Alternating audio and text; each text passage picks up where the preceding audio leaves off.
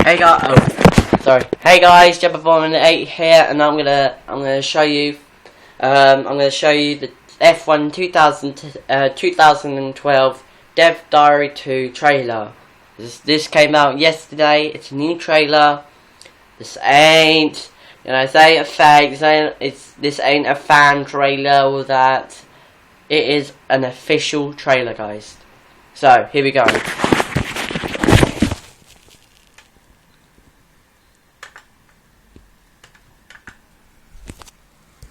Peggy 3.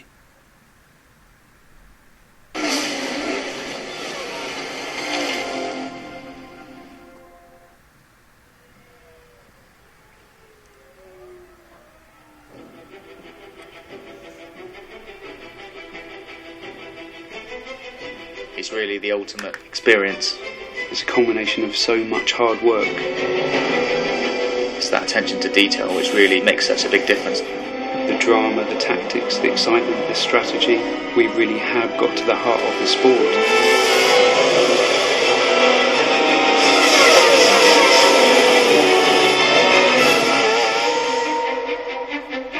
We've had 2 really successful games launched already now for Formula 1. When you're evaluating what to do in the next instalment, you really want to improve on everything that's there. The aim for the 2012 game is to make more of a complete F1 experience. At the start of the game now we've got the Young Drivers Test. It's a real test that exists in real life. It's set in Abu Dhabi in 2011, and you get a chance to drive either the Red Bull, the Ferrari or the McLaren. It really gives those up-and-coming drivers track time to really kind of showcase their talent, and it's wonderful that we're able to copy the elements that happen on those real young driver test sessions in the Formula 1 2012 game. I remember my first test was with Red Bull Racing at the end of 2007, and even 3 years later, the people who ran me at the test still remember the job that you did, so that the first impression really is important. People still talk about the first time Lewis tested at Silverstone for McLaren, and so it is a hugely important day for a racing driver. I think Codemasters have done a super job giving regular people a proper insight into what a Grand Prix car is like. The hot lap videos, you see these kind of things on TV all the time, and we're using Anthony Davidson, an ex-Formula 1 driver. He's really just directing you on what makes a good lap.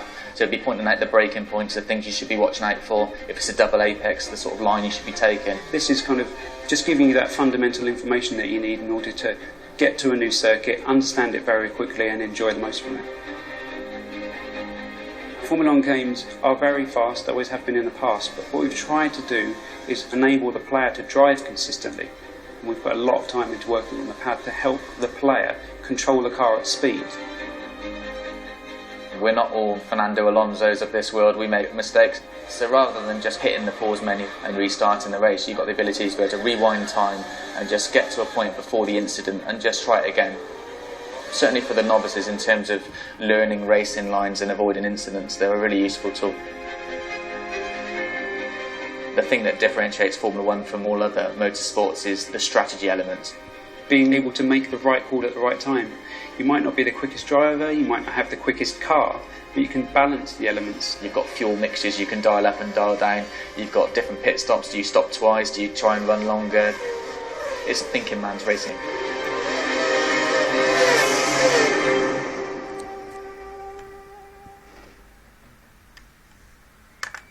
So F1 2012. F1 2012 comes out on Xbox 360, PS3, and PC. It comes out on the 21st September 2012, and I recommend you get it because I think the young driver test, wow! I think Codemasters bringing that in is amazing. I think that is the right decision to take because I think, because in the past, novices, if they, like people who play COD or Modern Warfare 3, no, that's the same as COD. Oh, COD and Halo, COD and Halo players, people like who play COD and Halo, as soon as they play this, the first thing they would do is How do you play it? How does it work? How does it work? How does it work? And that's where the young driver test comes in, and like they said, it gives them a bit of help on a lesson on how to drive it. So I think it's a really good thing they're bringing in. I hope people like it. I think it's going to really benefit well, and I think we might be able to see loads of online players playing leagues, and there should be like more people who play COD play this more often. So hopefully this should get popular. Hopefully this is popular. I really hope it's popular, because I really like the Formula 1 franchise from Codemasters, and hopefully it should be a sellout. This game should be a sellout. Not like a sellout like bad, like a sellout like good sort of thing.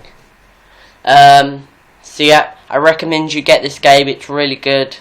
I've watched the trailers and it is really, really good. I've watched all the trailers. It's amazing. And yeah, hope you buy it.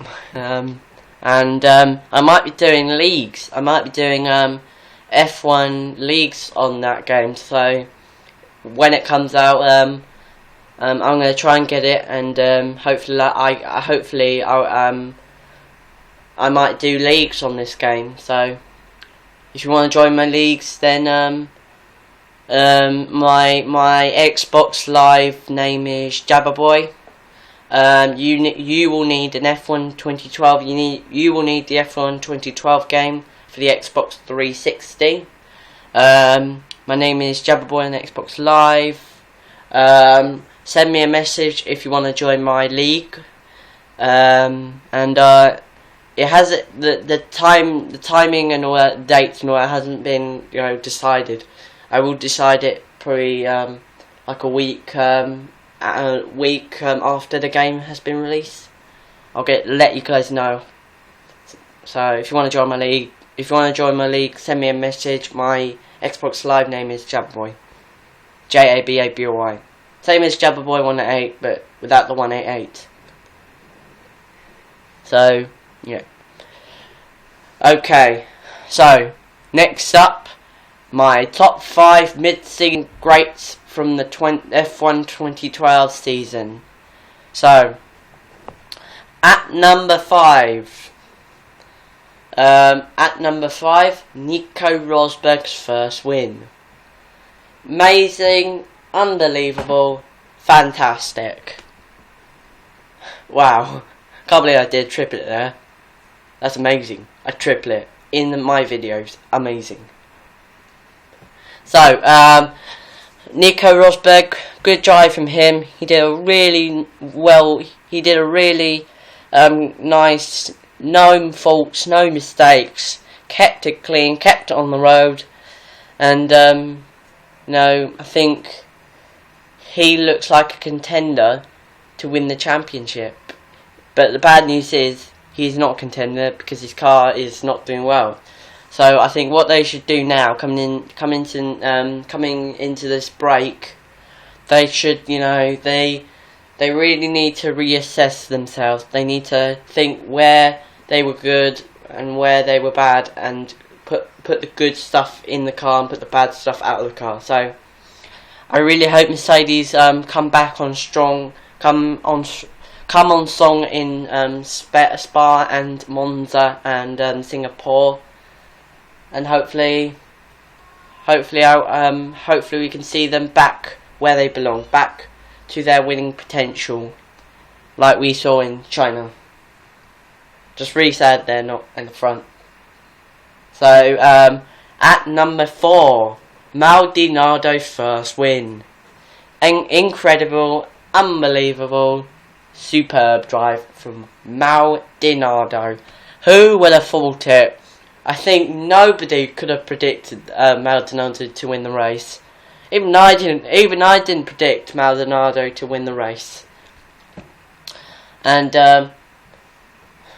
if you said to me in 2011 that Maldonado was going to win a race next season, I would call you a liar, and I would think you were joking, and I would think that's a load of nonsense, and I think you were crazy. So I'm not. That's.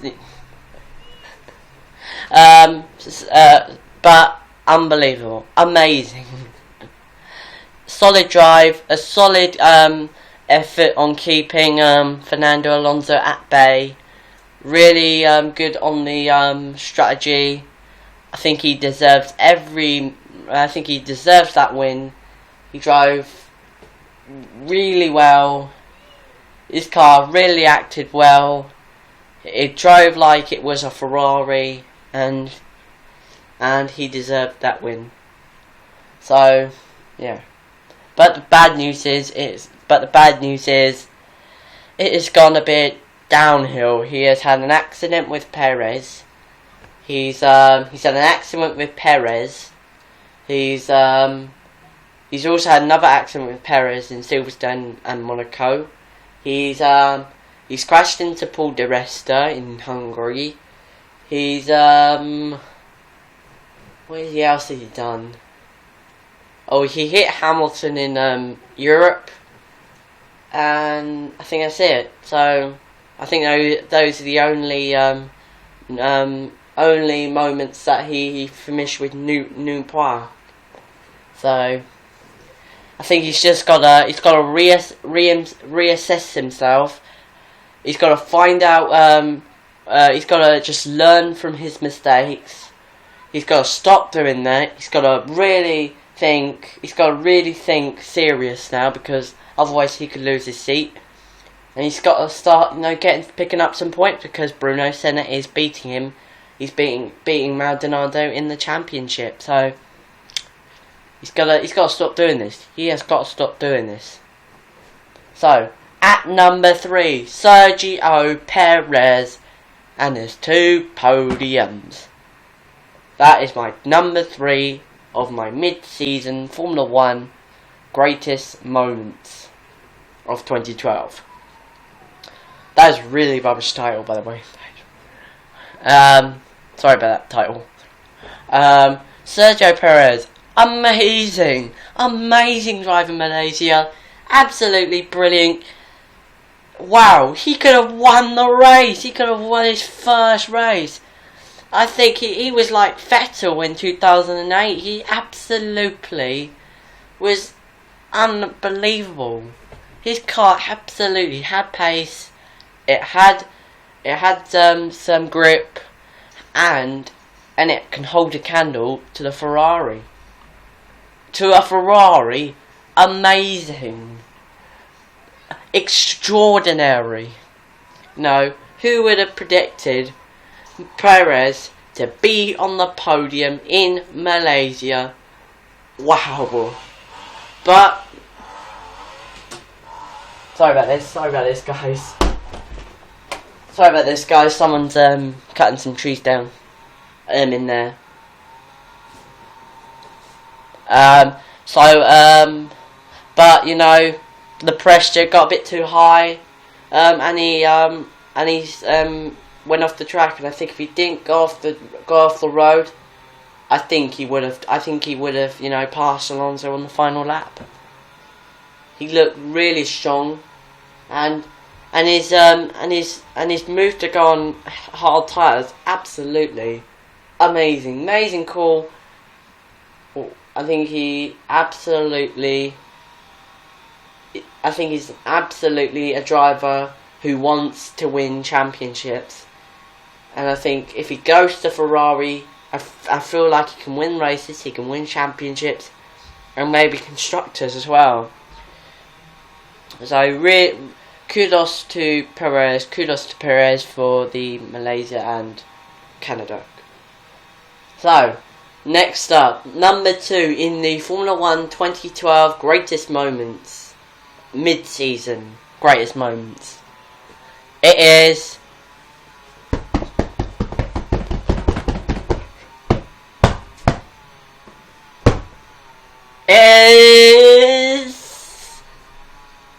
I'm trying to think. The 7 different winners of 2012. Amazing.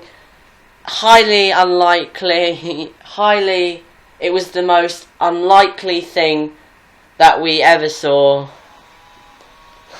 We didn't expect to have 7 different winners. Yeah, I thought at the start of the season, McLaren were going to steam off. They were going to become like Red Bull. They were going to win the championship. That was it. But now, wow, look, it goes to show how competitive this sport is, and how mixed up it is, and how close it is as well. And I think it's to do with the Pirelli tyres. It's to do with the performance of these cars. And if it is the tyres, then I think Paul Henry, the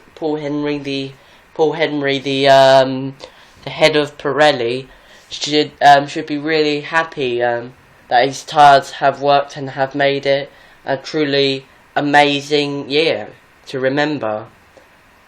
So I think he should be the most happiest person of his life, and I think Bernie as well, and I think the FI as well. So let's hope we get more like these next year, and for the future. So number 1 in my Formula 1 2012 mid-season greatest moment is... Ow! Ow! Oh, no! Oh! Oh, God! Sorry guys, I just hit my willy. When I was doing that drumming thing, I hit my willy when I was doing it. Sorry guys. So let's do it. Ow! I did it again! Oh my! Oh, Willie, stop doing this! Ow! Oh God!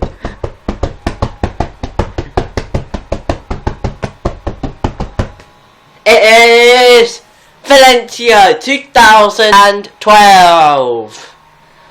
Wow, an amazing race. And it all started with the Williams of Bruno Senna. Bruno Senna. Because apparently it was Kobayashi hit Bruno Senna, and he spun his car the opposite direction. I think that kick-started the madness of Valencia. Then next up it was Lewis Hamilton and his bad pit stop. Then after that, Vettel.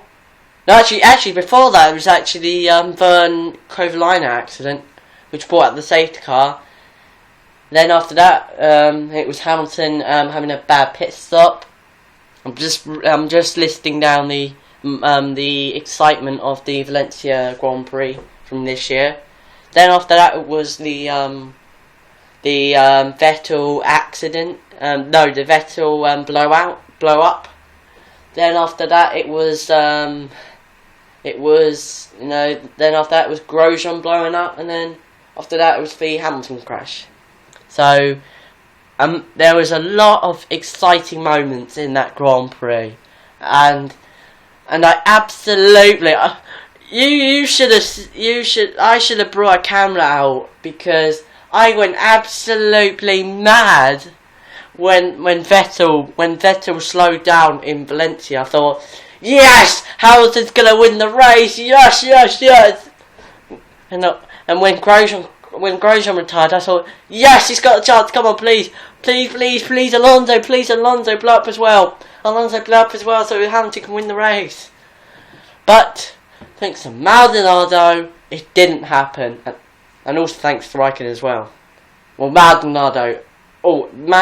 Well, especially Maldonado as well, because that was a stupid move. He should have never done it. He should have You know, he should have went straight on the runoff. If he did pass him, then he could have just let him through, and then, you know, and then battle and then start the battling again. But he didn't. He decided to do what noobs have done in racing games: crash into people and spin them out. Well, not spin them out. I mean, crash into them and sometimes put them in the wall. So, you know, Maldonado, like I said, Maldonado's got to stop doing those things. He's got to stop.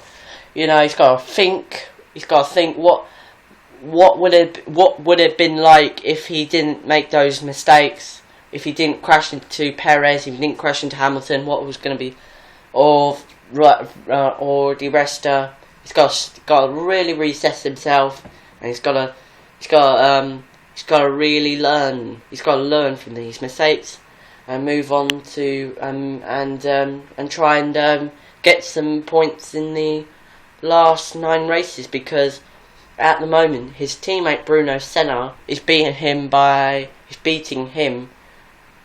in the championship, so he's got to stop doing that. Yeah. So that is my top 5 F1 2012 mid-season greatest moments. And the next race, the next Formula 1 race is gonna be at Spa. It's at Spa-Francorchamps. It is gonna be on the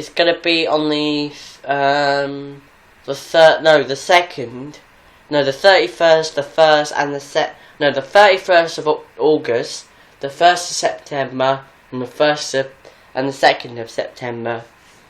So that's when the Spa race is gonna. That's the next race.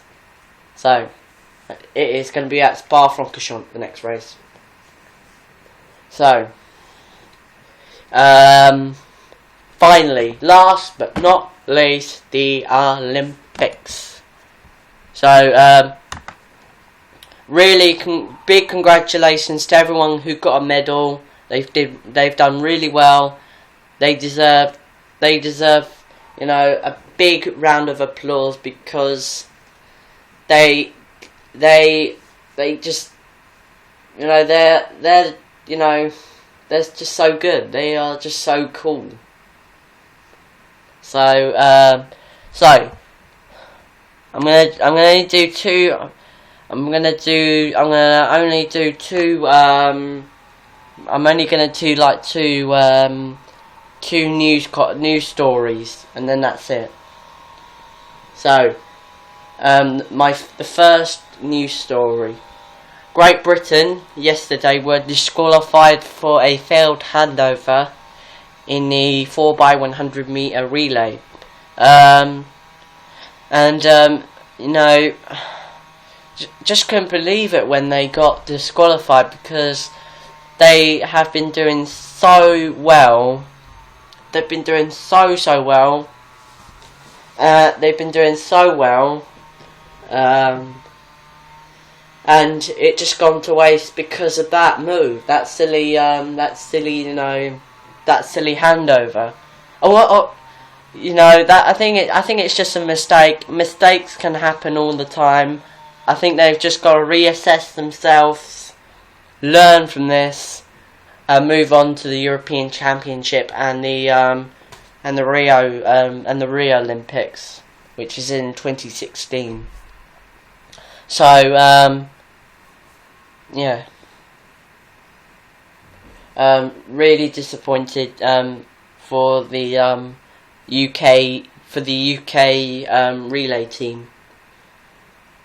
Bad luck, relay team. So the second news story, the second news story, it is Tom Daley makes Olympic diving final.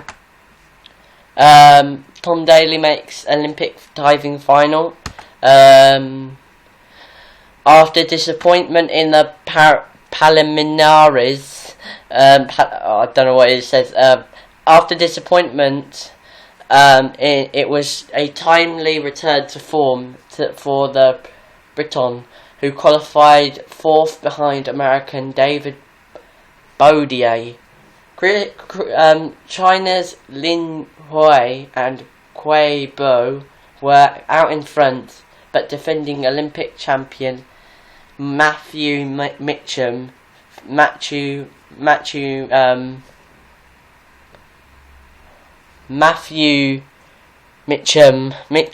failed to win. This is what Tom Daly said in the BBC News. I'm gradually getting sharper, said Daly. Now I have qualified. I'm going to give it my best shot tonight. And don't forget that is tonight, by the way. So the diving final is tonight. So and also one more. That's what happened. So I'm gonna. This is gonna be. I've just realised that we did something extraordinary, and I want to tell you something about it. I want to tell you about it. So last week, if you didn't see it, well, that's your fault. Where were you? We got. Wait for it. Wait for it. 6 gold medals for GB in last week in long jump, the 1,000 meters, the 800 meters or the 400, I don't know, the rowing, and the cycling in the velodrome. So really valid, great effort from these guys. They did really well. They deserve this. They deserve their gold medals massively. They absolutely shown to us that they have given us their best shot. That they've given themselves their best shot. So well done to them, and hopefully they can win more gold medals, probably in the European and the Rio Olympics. So kudos to them. So that's all, folks. See you guys later. Bye bye, YouTube.